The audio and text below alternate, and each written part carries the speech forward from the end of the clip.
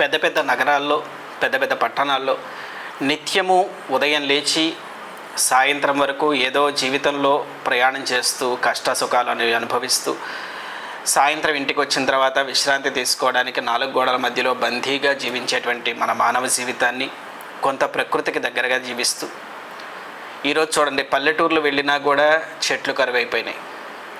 ఒకప్పుడు కాలవల్లో, చెరువుల్లో ఎక్కడ కావాలంటే అక్కడ మనం దిగి ఇలా దోశలతోటి నీళ్లు తీసుకుని చక్కగా తాగి ఆరోగ్యంగా ఉండేవాళ్ళం.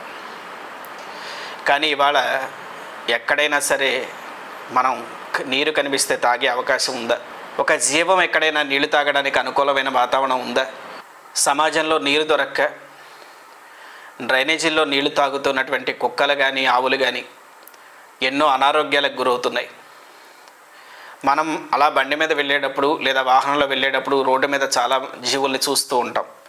వాటి శరీరం అంతా కూడా ఏదేదో సమస్యలు వచ్చి అనారోగ్యాల బారిన పడి తాగడానికి నీరు లేక అక్కడ ఇక్కడ దొరికే నీళ్ళని, మురికి నీళ్ళని, వృధా నీటిని అన్నిటినీ తాగి ప్రాణం నిలబెట్టుకుంటున్నాయి. మరి నీరు తాగి ప్రాణం నిలబెట్టుకుంటున్నాయా, ప్రాణం తీసుకుంటున్నాయా? ఇవాళ మీరు గమనించండి, అది పల్లెటూరైనా సరే, పట్టణమైనా సరే, మన దేశం పరిస్థితి ఎట్లా తయారైంది? ఒక మినరల్ వాటర్ లేకుండా జీవనం సాగే పరిస్థితి ఉందా? మినరల్ వాటర్ ప్లాంట్ లేని గ్రామం కనబడుతోందా? ఎంత ప్రకృతి సంపద అది! మన భారతదేశంలో వర్షానికి ఏం కరువు? మరి ఎందుకని మనకి ఈ పరిస్థితి వచ్చింది? ఎండాకాలం వస్తే బయటికి వెళ్ళలేకపోతున్నాం. వర్షాకాలం అయినా సరే, ఎక్కడైనా సరే చెరువుల్లో, కాలువల్లో నీరు తాగలేకపోతున్నాం. వాటర్ ప్లాంట్స్ నీరు దొరకకపోతే మన పరిస్థితి అయోమయం అయిపోయింది. భగవంతుని ప్రసాదం ఉచితంగా దొరికే మంచినీటిని, గాలిని, భూమిని అన్నీ కలుషితం చేసుకుంటున్నాం. ఇది ఒక కంపెనీ వారు చేస్తేనో లేకపోతే ఒక గ్రూప్ ఆఫ్ పీపుల్ చేస్తేనో అయ్యే పని కాదు. ఎవరికి వారు స్వచ్ఛంగా ఇండివిజువల్గా చేసుకోవాల్సిన పని. మొదట మన వాసవి ఆస్ట్రాలజీ తరపు నుంచి మేము ఇప్పటికి చాలా మొక్కలు నాటాం, చాలా మొక్కలు నాటిస్తున్నాం. అలాగే చిన్నపిల్లల పుట్టినరోజుకు అని చెప్పి వస్తే వారు కేకులు కట్ చేయడం అక్కడ వరకు బాగానే ఉంది. కానీ పుట్టినరోజు చేసుకోవాల్సిన విధానం అసలు హిందూ సంప్రదాయం ప్రకారం ఎంటైర్లీ డిఫరెంట్గా ఉంటుంది. కానీ ఇప్పుడు జరుగుతున్నటువంటిది పాశ్చాత్య కల్చర్. ఓకే, మనం దాన్ని యాక్సెప్ట్ చేసుకున్నాం. కానీ దాంట్లో మళ్ళీ చాలా విపరీతమైన పోకళ్ళు ఉన్నాయి.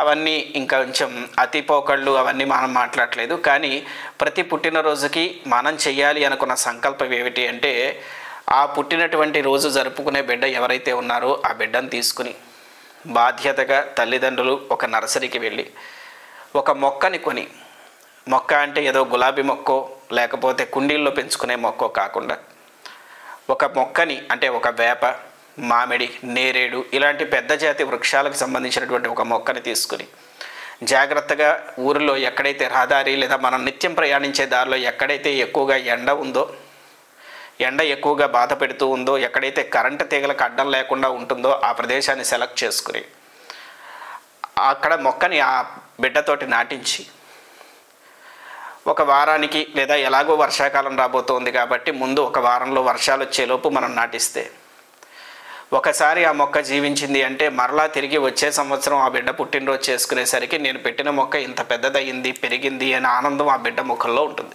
ఒక సిటీలో జీవించే వారికి వాళ్ళ ఆనందం ఏం మిగిలిందండి?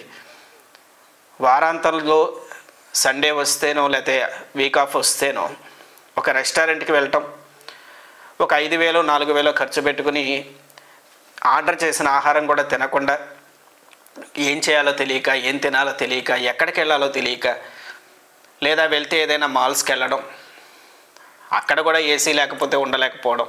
కాబట్టి అంటే సంతోషం అనేటువంటిది ఎక్కడుంది అనేది మనం వెతకాలి అంటే అది ఖరీదుగా మనం ఎంత ఖర్చు పెడితే అంత బాగా సంతోషం దొరుకుతుందేమో అన్నటువంటి భ్రమలో ఉన్నాం. మీరు గమనించండి, మీరు పెట్టే ప్రతి మొక్క సంవత్సరం పెరుగుతూ, ప్రతి సంవత్సరానికి పెట్టిన మొక్కల సంఖ్య పెరుగుతూ ఉంటే ఒక వయసు వచ్చేసరికి లేదా ఒక సర్టెన్ పీరియడ్ వచ్చేసరికి ఇవన్నీ నేను పెట్టాను అన్న ఆనందం ఎన్ని వేలు పెడితే వస్తుంది మనకి? మన వయసు ఎంతో అన్ని మొక్కలు మనం నాటచ్చు కనీసం. ఎందుకంటే మనం ఒక వేసవకాలం వచ్చిందనుకోండి, ఈ ప్రకృతిని ఎంజాయ్ చేయడానికి ఇక్కడ ఆంధ్రప్రదేశ్లోనో తెలంగాణలోనో ఉండలేక, ఎండలకి తట్టుకోలేక ఎక్కడికో వెళ్ళాల్సి వస్తుంది. ఒక కేరళనో లేకపోతే ఊటీనో అక్కడికి ఎందుకు వెళ్తున్నాం మనం?